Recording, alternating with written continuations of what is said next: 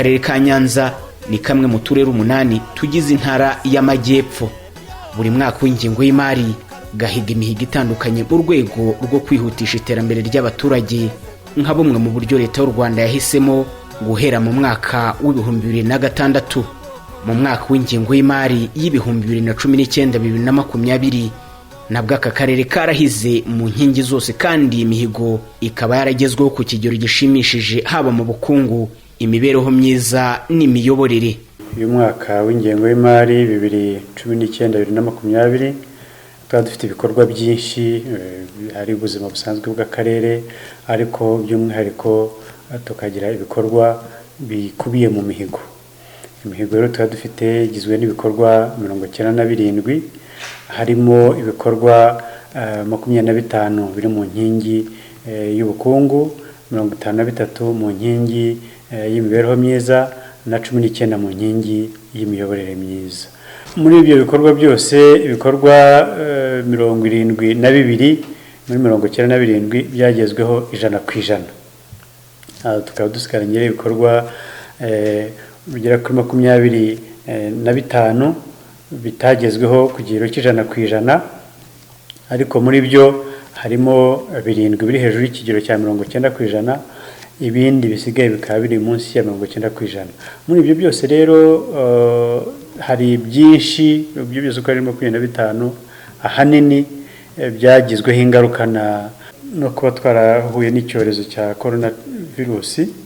Harimo muri ibyo bikorwa 25 bitagezweho, ariko turishimira ko byinshi nyuma yuko tuvuye muri gahunda ya guma mu rugo twongeye gushyiramo imbaraga kugira ngo tubizamure tugere ku ntego. Ahangaha ni naho navuga twagize nakwita ubudasa, kuko hari ibikorwa byari byahagaze cyane cyane bijyana n'inyubako, ko byahagaze tugiye muri gahunda ya guma mu rugo, ariko kuva igabanyutse dusubiye mu kazi twakoresheje imbaraga nyinshi kugira ngo tubigereho, kandi twabigezeho. Ubuhinzi nibwo burangaje imbere imihigo yahizwe muri iki cyiciro. Duhereye nko kuri politiki yo guhuza ubutaka, hahingwa ibihingwa byatoranyijwe birimo ibigori, ibishyimbo, imyumbati, umuceri na soya. Kuri buri gihingwa umuhigo wareshejwe ku kigero cy'100%, ndetse hamwe iki gipimo kijya hejuru. Nko ku buso buhuje bw'imyumbati hateganywaga hegitari 3581, ariko hahinzwe izisaga 4000. Akarere ka Nyanza kahize gukoresha imbuto y'indobanure, ni imihigo yeshejwe ku gipimo gisaga 100%. Kera mbere bataratugira inama twajyaga dufata ubuhinzi nk'ubu ngubu, ugahingamwe amateke, ugahingamwe imbuto zitandukanye, ariko iyo ugiye kureba usanga iyo uhinze imbuto imwe aribwo bitanga umusaruro.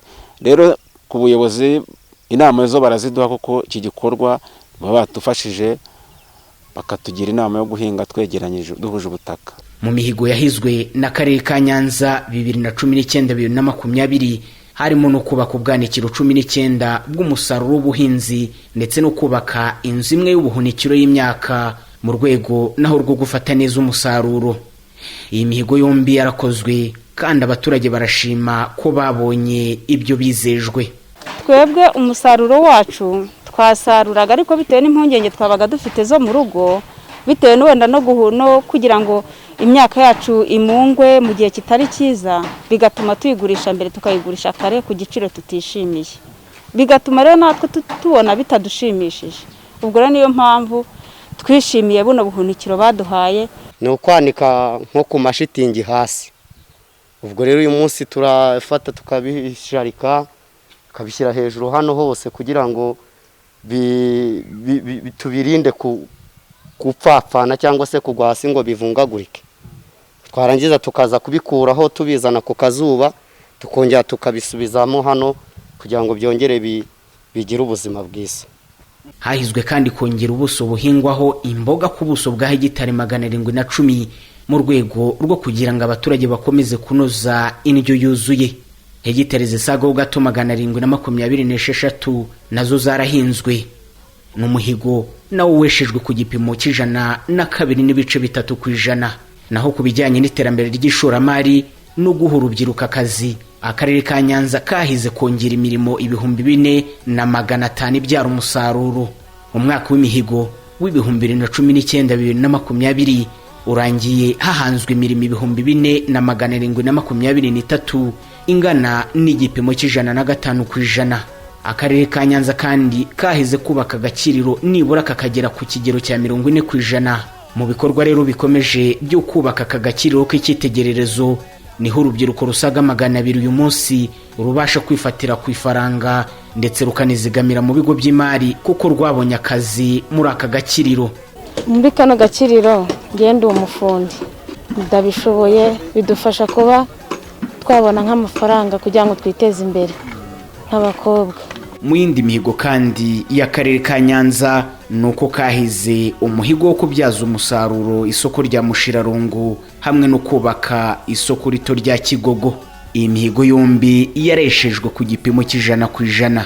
Twajyaga nko kurangura Inyanza, none uturangurira ahangaha ncuruza ibintu bijyanye n'imboga n'ibitoki. Twajyaga tugenda tuyakurangura Inyanza, ariko ubu ngubu igitondo barabyuka bakatuzanira ahangaha. Urabona nk'ubu ngubu ushobora kuba uri hano hafi aha ukabwira umwana ati genda mu isoko ngurira igitoki, imbuto, ngurira inyanya, imboga, akanyaruka akabasha kubikuzanira vuba kandi ku gihe. Ariko urabona nk'umwana w'imyaka yenda tuvuga 10 ntabwo mbere kumwohereza Inyanza ngo ajye guhaha ibyo uri butekere abandi bana. Akarere ka Nyanza kahigiye gufasha urubyiruko 90 rwize imyuga y'ubumenyi ngiro kubona ibikoresho by'imyuga rwize. N'umuhigo nawo weshejwe ku gipimo cy'105%. Akarere ka Nyanza kahize kubaka umuhanda wa kaburimbo Maranatha Gihisi Mugonzi 54% yari isigaye mu kurangiza umuhanda. Ibi nabyo byarakozwe uyu munsi. Uyu muhanda ni nyabagendwa. Nk'iyo bongera ibikorwa by'iterambere biradufasha. Urabona nkano hakurya barimo barahubaka agakiriro, urumva kujyayo bizajya bitworohera, ntago ari kimwe nuko wajyayo umuhanda ari mubi, kandi ntago byakorwa n'ubundi nta miyoborere myiza ihari. Naho ku ngingo ijyanye n'imibereho myiza, akarere ka Nyanza kakoze byinshi, aho nko kubyerekeranye n'ubukangurambaga bwo gutanga ubwisungane mu kwivuza. Uyu muhigo wageze ku gipimo cya 83.6%. Kakomeje kandi gukangurira abaturage kwisuzumisha indwara zirimo nka hepatite C ndetse n'izindi zitandura. Akarere ka Nyanza kahize gushishikariza abagore batwite kwipimisha nibura inshuro enye ku gipimo cya 60% ndetse no kwitabira serivisi zo kuboneza urubyaro naho ku kigero cya 62%. Iyi mihigo akarere kihaye karayesheje ku gipimo gisaga 100%. Gahunda yo kwipimisha ni ngombwa ku mubyeyi kuko nkanjye n'ubwa kabiri nje, bwa mbere bambwiye ko nta kibazo umwana afite mu nda, ariko kenshi nk'iyo utipimishije ntago umenya ngo umwana ahagaze guta mu nda. Naho mu kurwanya imirire mibi kandi akarere ka Nyanza kahize imihigo irimo n'uwo kubaka ibigo mbonezamikurire by'abana 2. Ni umuhigo wa mbere wahiguwe ku gipimo cy'100%. Mbere nyine twabaga twagiye nko gukora rero ritaraza, ubundi abana tukabasigaho ngo bakirirwa bazerera, hakaba havamo n'abakora impanuka, tukaba twasanga bamwe bakomeretse cyangwa tukaba twarasanga bamwe wenda bashobora no kuzimira. Ariko ubu ni ukuvuga ngo kubera ko bazaba bari hano bazajya batozwa uburere bwiza. Egewe ndumva twishimiye neza ko aba bana bacu bagiye kujya ku murongo mu nzira nziza. Mu burezi ho akarere ka Nyanza kahize kubaka ibyumba by'amashuri bishya 34 n'ubwiherero 48 ndetse uyu munsi ibi byarakozwe ku gipimo cy'100%. Hahizwe kandi kubaka ibindi byumba by'amashuri bishya 106 n'ubwiherero 138 mu mushinga wa banki y'isi. Ni umushinga mwiza w'imikoranire n'abafatanyabikorwa nawo wahiguwe kuri 77%. Bituma biga neza, cyumve ko abana bicaraga ari 4 ku ntebe, nibazicara ari 2 umwana azaba ashobora kwiga neza yisanzuye, cyane cyane ko nawo buryo turimo twigisha dusaba abana kunyeganyega kenshi bajya mu magurupe. Iyo abana rero yagenze kuri 60 no kurenga mu ishuri biragorana. Naho kubijyanye na gahunda yo kurengera abatishoboye, Akarere ka Nyanza mu mihigo myinshi kahize, umuhigo nk'uwo gutanga inkunga y'ingoboka ku bagenerwa bikorwa ba VUP wagezweho ku kigero c'100%. Gutanga akazi ku bafite ubukene bukabije muri gahunda isanzwe ya VUP nabyo byageze kuri 98%. Akarere ka Nyanza kateganyaga koroza muri gahunda ya gira inka imiryango 838, ariko iyabonye gira inka n'imiryango 880. Nta fumbire nagiraga, none ubu ndabona agafumbire, nkabanywa n'amata rwose. Ubu ngubu nkaba rwose nishimye, nta kibazo kindi numva. Cyane cyane ifumbire twarahingaga ntitweze, ariko aho muri kubona agafumbire umuntu arahinga keza. Hubatswe kandi amazu 2 ya 4-in-1 n'amazu 2 ya 2-in-1 ku miryango y'abarokotse jenoside yakorewe abatutsi batishoboye. Nawe uyu ukaba ari umuhigo wahiguwe ku gipimo c'100%.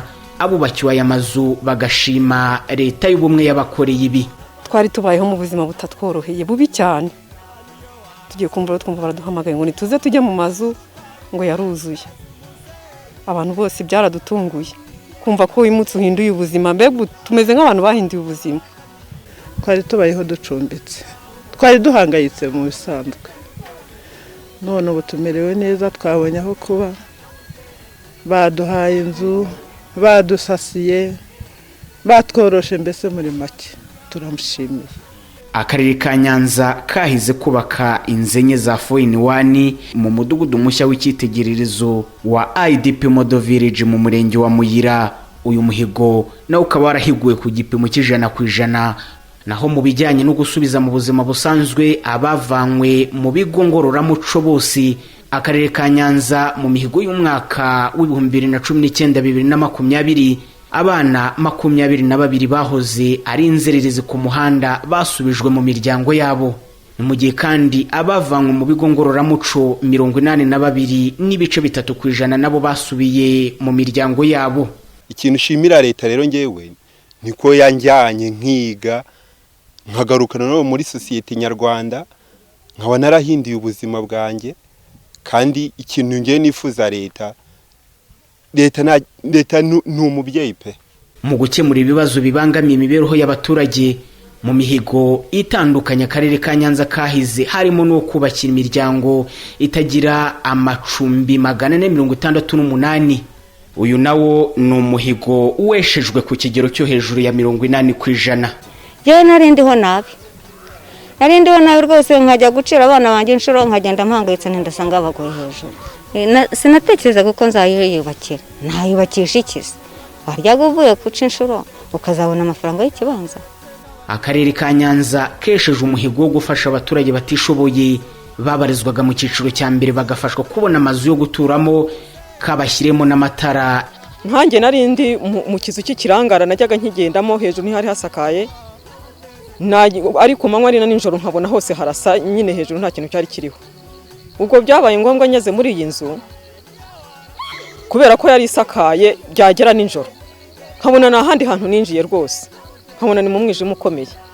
Ariko bamaze kuduhera iyi mirasire, ni ukuri turacana, tumerewe neza, turabonesha.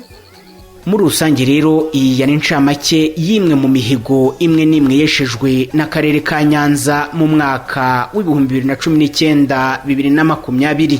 Iyi ni incamake kuko imihigo yose uko yakabaye yari myinshi, kandi Akarere ka Nyanza kagiye kayesa mu buryo butandukanye. Kugira ngo rero ibi byose hamwe n'ibindi twagarutseho bigerweho, harashimirwa cyane umusanzu ukomeye n'ubufatanye bw'abaturage, abayobozi ndetse n'abafatanyabikorwa b'Akarere ka Nyanza. Nagira ngo mbonereho umwanya wo gushimira abafatanyabikorwa bose twakoranye, by'umwihariko abaturage, kuko buriya abaturage niwe mufatanyabikorwa wa mbere. Hari ibikorwa rero byinshi twakoranye muri iki gihe nyuma ya gahunda ya Guma mu Rugo kuva umwaka watangira, ariko cyane cyane tunashima uruhare rwabo bagize mu kugira ngo twihutishe imihigo, cyane cyane mu bikorwa byari byahagaze kubera gahunda ya Guma mu Rugo. Babigizemo uruhare rukomeye kugeza ko bwo batangaga umuganda rwose, kandi ubona babishaka, babyishimiye. Ndanashimira rero abafatanyabikorwa banyuranye, harimo imiryango itari ya leta, uruhare rwabo bagize haba mu mihigo ariko no gufasha abaturage mu kwirinda icyorezo nacyo kisa nk'icyaje nk'undi muhigo wihariye, ariko kandi nanibutsa abantu ko kigihari ntawe kirajya, urugamba rwo guhangana nacyo ruracyakomeje. Nk'abadahigwa ba Nyanza rero nkaba nakongera no kubasuhuza mu ndamukanyo yacu, dufatanye duhindure dutere imbere.